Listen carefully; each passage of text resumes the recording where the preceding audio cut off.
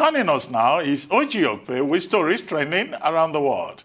Ojinika. Good morning, Dr. Abati. Okay, time for you to take charge. As always. Good morning, beautiful lady in orange. I got that. Is this orange? It's not orange. Okay. Yeah? What is it? It's a shade of red. Is it red? I always confuse red and orange. What's in the middle there? This one? It's like a rust. I love the way we educate our audience. Yes. These braids. This is new, right? Yeah. I just noticed now. I told you have to change your way. You have to spot the changes. I love it. I've been waiting all morning. I was sitting here as this. I just noticed now. Well, you got Wow, it in it's the end. lovely. Well, thank you. It is lovely to do, Victoria MKO. Abiola, Rufai, good morning. Morning, Oji. At least I spotted it early, Tundu. And I mean, I complimented the hair. Good job. You know you are not romantic. You have to spot these things. And you are ambitious. All right, then. Dr. Abati, ambition is a good thing. All right, then. Well, good morning to you, viewers. Here are some of the stories that are trending across the globe. In the United Kingdom, as tributes continue to pour in for the late Duke of Edinburgh, Prince Philip, TV host Piers Morgan, in his tribute, seemingly took a swipe at Meghan Markle by posting newspaper photos with the caption, "He hated celebrity culture." Sean Fain distrusted the media and barely gave any interviews. In the United States, portraits of President Joe Biden and Vice President Kamala Harris, unveiled by the White House over the weekend, have made the rounds.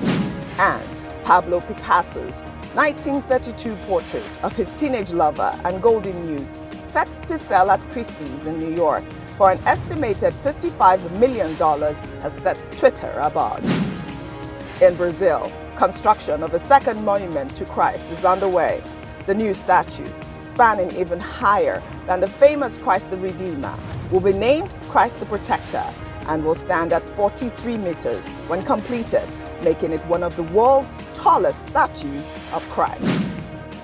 And the train moves. In Nigeria, over the weekend, the NNPC commenced the transportation of pipeline for the 614-kilometer Ajakuta-Kaduna-Kano natural gas pipeline, which is set to be the single biggest gas pipeline project in Nigeria's history. In the United Arab Emirates, 28-year-old Nora Al-Matrushi breaks the record as the country's first female astronaut. Under sports, Nigerian-born Jordan Omogbehin, ring partner to AJ Styles, wins first ever medal as he emerged tag team champion at the WWE WrestleMania. And Nigerian boxer Efe Ajagba continued his rise in the heavyweight division with a third-round brutal knockout of America's Brian Howard in Tulsa on Sunday. Oh!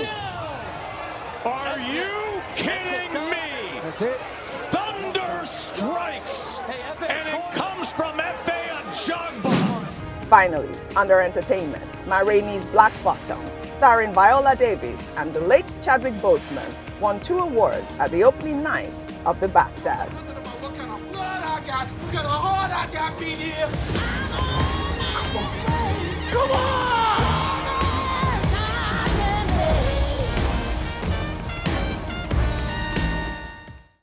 Well, let's begin what's trending in Nigeria. A huge row appears to be brewing between the federal government and the Governor of Edo State, Godwin Obaseki, who last Thursday claimed that 60 billion naira was printed by Abuja to supplement the federal allocation to the 3 tiers of government for March. Reacting to the comment, a top official of the Federal Ministry of Finance and another official of the Central Bank of Nigeria debunked his claims, stating that they did not understand what the governor was talking about. While Nigerians on social media are demanding a clarification from both agencies on the economic state of the nation. Dr. Bati, I know that we have commented on this subject earlier during business. I'd like your quick comment before I can take a reaction. Well, let me restrict some of the points I made earlier. I said that, well, there's nothing new in what Governor Obaseki had said. He was speaking at a meeting of state transition stakeholders in Edo State. And he tried to wear the cap, not of a politician, but he chose to wear the cap on this particular occasion of the economist and the investment banker that he is.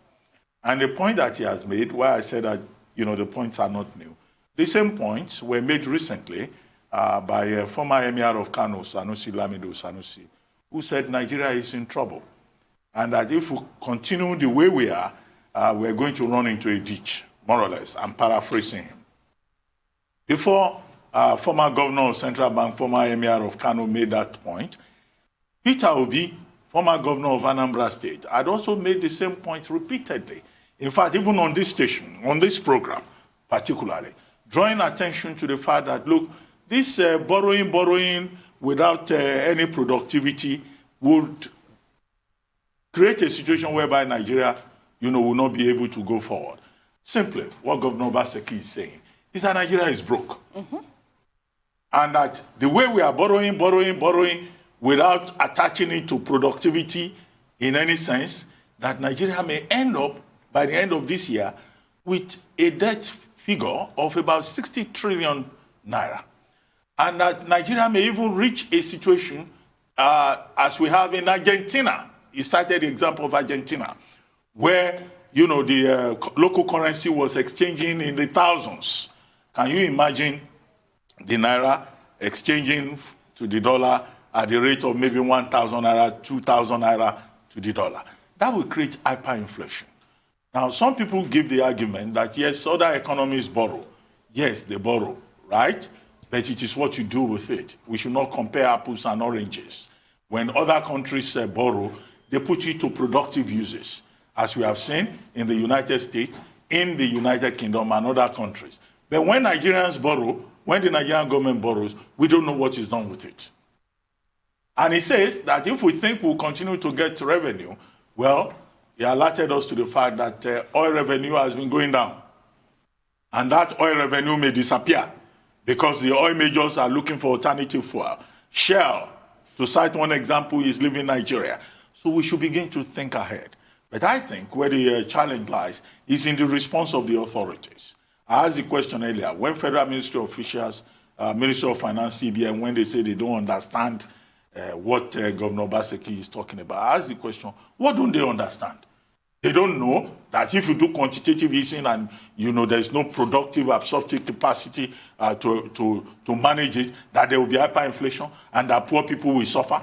So I'm shocked. I hope they will name those officials who have been quoted, and you also quoted those officials who have said they don't understand. Yeah. That means that they are in the wrong place. All right. They should go back to the farm and leave the Ministry of Finance and leave the central bank, because this is basic common sense. So if there is an absence, a shortage of common sense among officials who are supposed to provide necessary leadership, then that even shows that we are in a bigger hole than we imagined. Let me tell you, you're right, because some of the rhetoric on Twitter is exactly the same. Let's take a tweet from Uncle Ajala, who wrote, if what Godwin Obaseki said about the CBN printing 50 billion naira to 60 billion naira for March allocation to the states is true, and the finance minister is yet to counter it after 24 hours, ladies and gentlemen, Nigeria is in a bigger trouble under President Buhari. Tundu.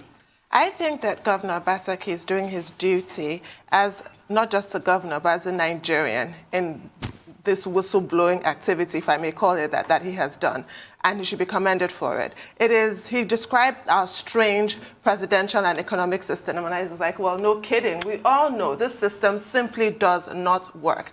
People, like you said, so many other voices have been screaming themselves hoarse, and there's absolutely no action being taken. This fact that, well, I would call it a fact, because I don't see how he would lie, talking about how we're printing 60 billion naira, going back to the Paul Kagame example, which you mentioned earlier today. Wow. Paul Kagame has this very sort of radical idea that all African countries should print money and use it to pay their debts and use it to fund infrastructure and what have you. But that's not what we're doing here. According to Governor Obaseki, the money that's been printed is being used to pay for the monthly federal allocation. So it goes to just a handful of people. It does not trickle down. It does not make a dent on the general populace. So all we're doing is actually creating a recipe for hyperinflation. I was talking to somebody over the weekend, an old friend, and she was talking about the mass suicides in her family in 1940s China, when prices suddenly increased thousandfold and they could no longer deal. So a group of like 25 people got together and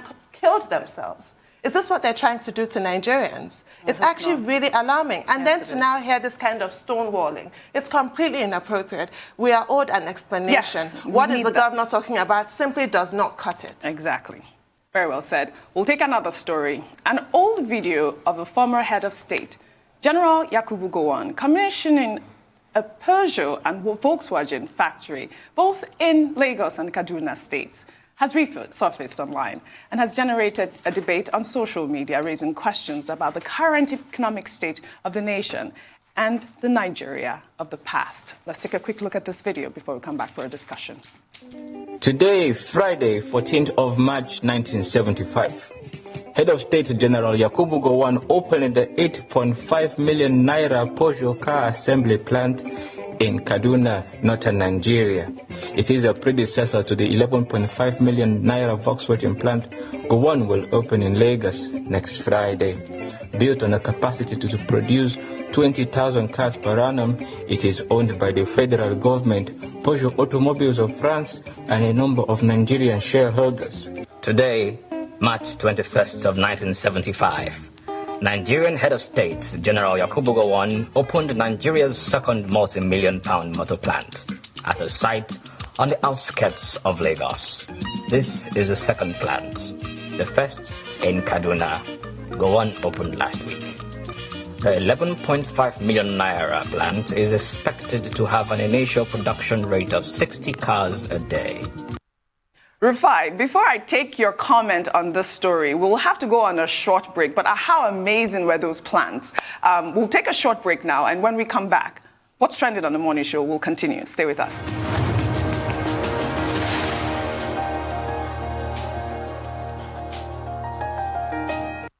Welcome back to the Morning Show. We're still on What's Trending. Rufai, before we went on a break, I showed that amazing video of the former head of state, Yakubu Gowon, commissioning those two factories, the Volkswagen and the Peugeot factory, both in one in Lagos and one in Kaduna. Actually, I believe the one even in Lagos was commissioned using the sum of about 8.5 million naira at that time. I mean, it is such a huge difference from the past to now.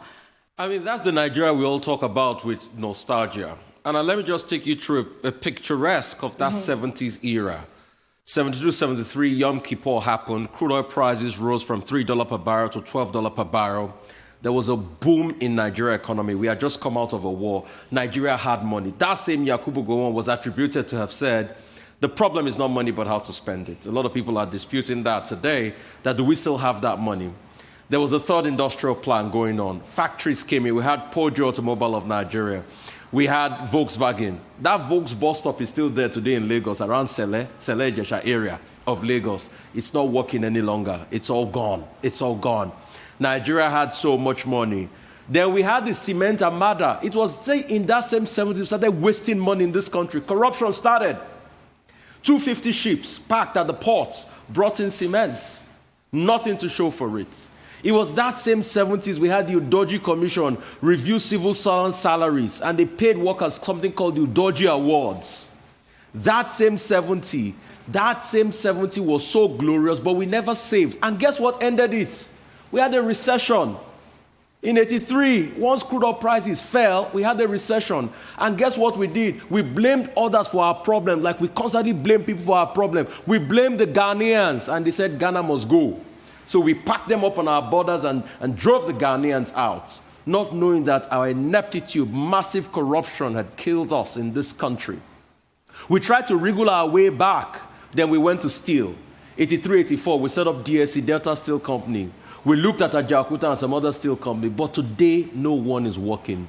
That same 70 was the sweet spot Nigeria missed to become an industrial nation. Most of the wealth we made from that same 70s could have been plowed to the industrialization of the nation. But what did we do? We wasted and we frittered our resource away. Corruption was on the high, and we never looked back. Once we returned to democracy, there was massive corruption in this country. I just pray we get a chance again at victory. And what we will do with this chance will matter a great deal. Because Nigeria is a country that knows how to waste its opportunities. That's why where we are today, we wasted that swinging 70s. There was so much money. Let's not forget, in that same decade, that's when we set up the NMPC.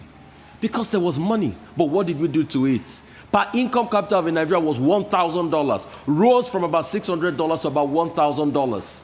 Unemployment rate was less than 10% in that same 70s. The problem was no money, but how to spend it. But how did we spend the money? Wastefully and stupidly. Well said, Rufai. Dr. Abati, your comment on this very story. quickly, I don't think the big issue is about money. It's about visionary leadership. Once upon a time in this country, leaders used to define a vision for the future, and they used to pursue it doggedly. We had development plans. There were development plans under the colonial rulers. But between 1962 and 1968, a new development plan was defined for the independent nation, often referred to as the first development plan. But that was truncated by the Civil War. From 1970 to 74, one of the things General Gowon tried to do was to do the second National Development Plan of Nigeria. And under that, there was that reconstruction. And then there was from 1975 to 1980, the third National Development Plan. The difference between those development plans at that time, under which General Gowon was able to do a lot, you can look around. You know, many of the projects at the time, some of these bridges, some of these constructions were done under General Gowon. And he had that commitment to rebuild Nigeria.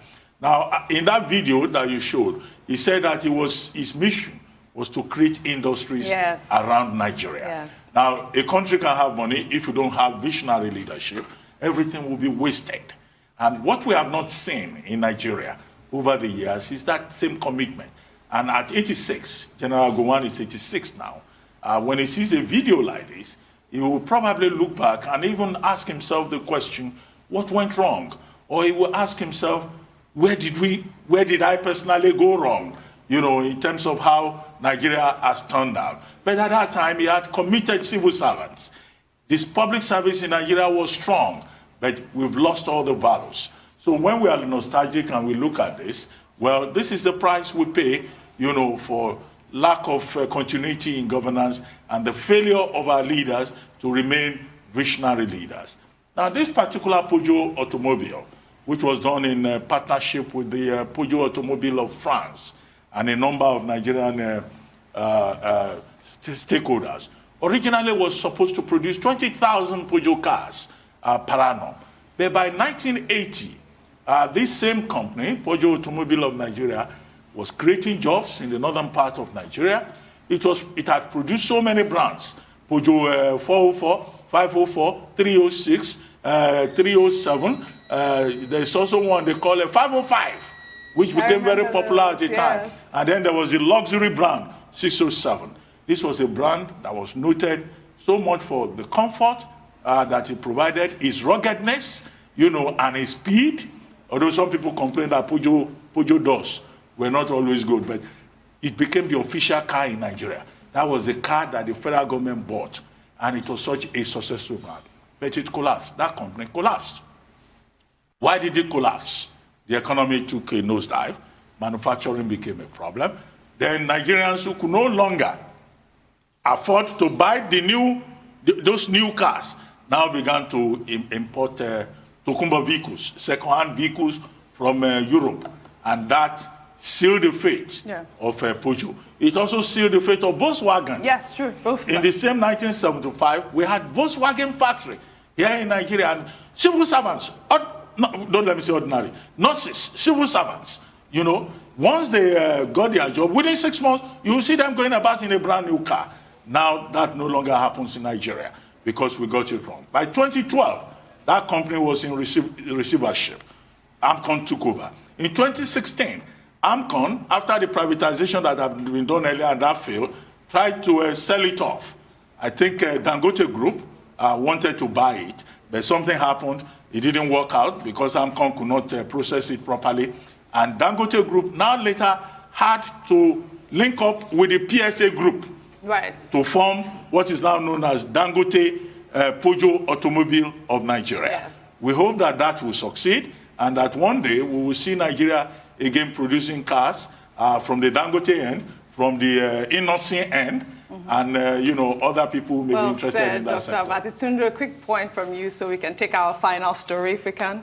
I just think that video is not to make us despair, but to give us hope. Yes. We've been there before, and it can be done again. That's what I have to say. All right, if we can pull up our final story. The death of the 99-year-old Duke of Edinburgh, Prince Philip, continues to elicit tributes from around the world. Prince William and Prince Harry, who haven't spoken in 2 years after a series of rows, are reported to walk behind their grandfather's coffin when they attend his funeral on Saturday. Royal sources say the Duke of Edinburgh was saddened by their rift and urged them to put their differences aside for the sake of the Queen. This is the first time Prince Harry will be facing his family after his bombshell interview with Oprah Winfrey last month. Tundu. I mean, this saddened me. We discussed this over the weekend, but it's nice that, we'll see both of them come together. Yes, and again, I'm being rushed. Yes. There's no time for me to really discuss this, go ahead. but hopefully it will heal the rift. Nobody wants to see these brothers, drift apart, especially not even their mother. All of us who are parents, I'm sure all of our, fondest hope is that our children remain close when we're gone. Most parents feel that way, so I hope that this brings them together, and as they honor their grandfather, they can put some of their differences behind them. Yes, but how amazing were the tributes, though, Tundu? The tributes were so What amazing. a life that he lived. It was a good husband to his wife, devoted, committed to her. Yeah. Many men could do and learn from that. For 73 years, Absolutely. he stood by her side. Absolutely. Well, Thank that's you all very I have much, for you guys Rosie. on What's Trending today. Very Thank you so much.